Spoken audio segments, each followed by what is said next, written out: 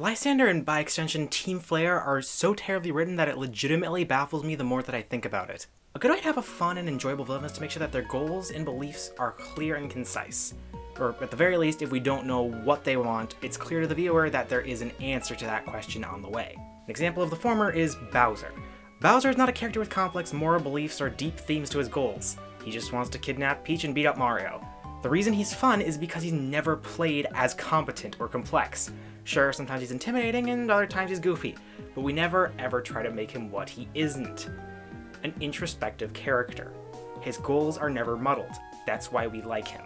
An example of the latter is probably out there somewhere, but I hadn't played Metroid Dread at the time of writing this script, so the main villain, I still haven't beaten it, so don't tell me what his goal is, but I don't know what his goal is, but he's still an interesting villain because it's clear that he has some greater purpose.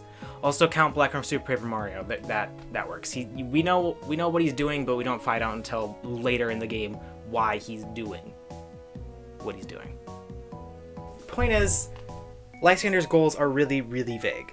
Another way to have fun with a villain is to just make them entertainingly evil. Dr. Eggman doesn't really have motives outside of take over the world and beat up a hedgehog. Why? Who cares? Mike Pollock.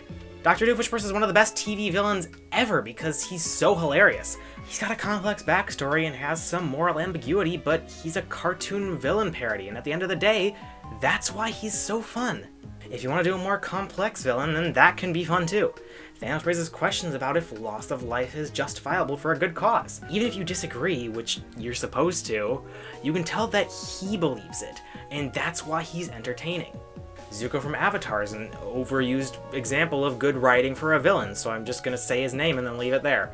Lord Vain from the Dragon Prince is one of my favorite villains of all time, and I definitely want to go more in depth about him with his own video someday, but to put it briefly, it's very hard to figure out how much of Viren's motivations are selfish versus altruistic. He's clearly a villain and he loves power, but his passion for the Kingdom of Katalis feels genuine, so it's hard to place him sometimes. Does he legitimately care about the future of humanity, or is he just a really good actor? That's why it's so fun to watch him, because it's so hard to figure out what's going on inside of his head. Now, that vagueness may make you think, but I thought you said you liked villains with clear motivations. And yes, I did say that. But in my eyes, the difference between Lord Viren and Lysander is the question, is he a bad guy versus why is he a bad guy? I have played through Pokemon X to completion at least 5 times, and I still could not tell you what Lysander's beliefs are. It's either he wants to create eternal life, or he wants to kill everyone but Team Flare, or he hates war, or he likes beauty, or something. I'm still not sure, and my last playthrough a few months ago, I read every line of dialogue. Now, his main plot is global genocide of almost all people and all Pokemon. Whether you're playing Y version or X version, he wants to use the ultimate weapon to kill everyone and then use a legendary Pokemon to make Team Flare and himself live forever, I guess. Global genocide is something that needs one of 2 villain types to work. One, a complex villain. This is why Thanos works. He doesn't want to kill everyone because he enjoys it. He does it because he feels it's the right thing to do to prevent overpopulation and poverty. 2, a villain that cannot be reasoned with. Either they have wants and needs far beyond human logic, like a Lovecraft monster, or they are literally insane and just want carnage, plowy, / they believe that killing people is like an art form, or it's beautiful, or it turns them on, or whatever. Himiko Toga, sorta. Point is, you can't have a villain that wants something so grandiose without the morality to back it up. You can't have King Wart with the philosophy of Omni-Man. So, I'm gonna give 2 solutions to how I could make Lysander work with his current end goal, but have his motivations be in line with these 2 loose categories. Idea 1. Lysander's life was personally affected by selfish, malicious violence when he was younger. I would suggest that he used to have like a Pokemon that died, and it can be a parallel between him and AZ. He wants to rid the world of petty people who fight and wrong each other, for their own benefit, you know, like typical villain stuff. He wants to decrease the population, that there will be less fighting and less loss, more order, no more chaos, no more pain. Or he could pull a Count Bleck and he just wants to use his ultimate weapon to destroy the entire world over the loss of his beloved Pokemon. He could use the legendary Pokemon as a battery, or to tap into the universal life juice or whatever. It could work. Idea 2. Lysander leans fully into the crazy thing. Sometimes he talks about beauty and how he doesn't want things to shrivel up and die. Team Flare also sometimes talks about fashion, so having them be like the Kill la Kill villain and their entire motivation being, I want to be fabulous, could work really well, I think. His main goal can be to use the ultimate weapon because it's non-specifically pretty. Make Lysandre terrifying and incomprehensible. To have a nice little cherry on top, have him not fear his own death even after the building is collapsing after he used the ultimate weapon. Have, like, Shauna try and save him, but he murmurs some weird stuff about, like, how beautiful the weapon is, and then he just gets splooshed and he explodes. He's dead. Now, these are mediocre solutions, but Pokemon villains don't need complex motivations. My personal favorite Pokemon villain is Guzma, and even though he has a complex backstory and is relatable, his motivations are simple. He and Team Skull want to destroy the society that outcast them. Guzma works with Luzmine because she was the first person to ever make him feel like he had a purpose, like he was needed. It's not complex, he's just lonely. But it works because it's simple. Guzma is human. He doesn't want to blow up the region. He just wants a place in the world. Even Cyrus is a villain with a clearer motivation.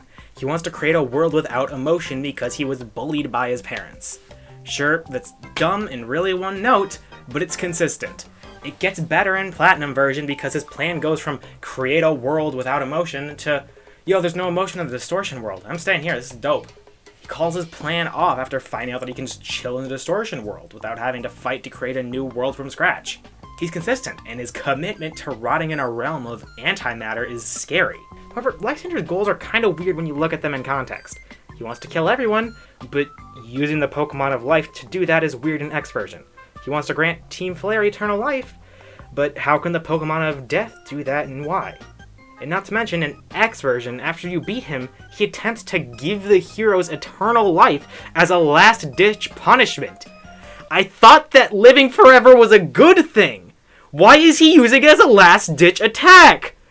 Maintain a consistent moral compass, dude. Like, it's not hard. It's not hard. How did they do that? His ideology is too confusing, especially when factoring in the legendary Pokemon and that he can only use one in each game.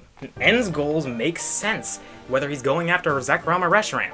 He's pursuing his ideal, which he has been raised and brainwashed into believing is the truth. It makes sense.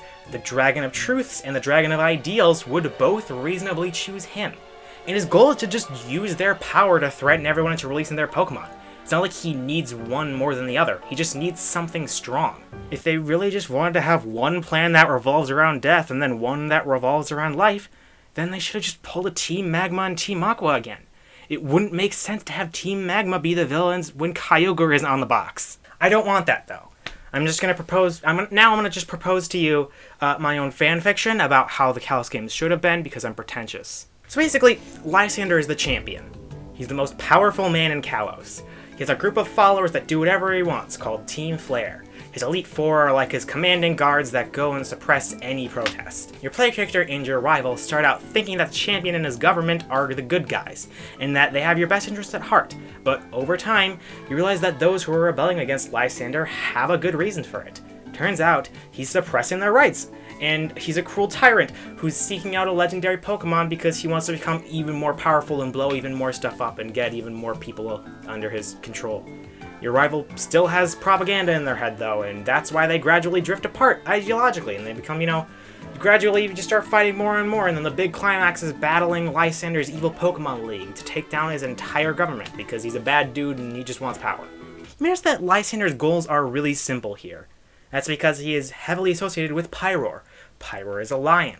Lions are associated with royalty, especially kings. France, what Kalos is based on, is famous for having one of the most evil kings in history, who referred to himself as the Sun King, a royal fire-type lion user as the champion in a game with the Pokemon equivalent of the French Revolution being the plot. I just think that the idea of the most powerful trainers in the entire region who are left in charge of everything being evil is just it just sounds like a cool concept. I personally hope one day we can get an evil champion in a Pokemon game. I don't know how to end this video, I just wanted to say that Team Flare makes no sense, and they never explain why they follow Lysandre at all.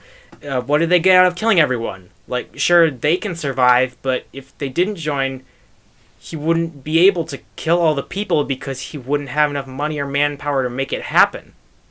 Also, what's their gimmick? They like fashion, I guess, even though they look hideous?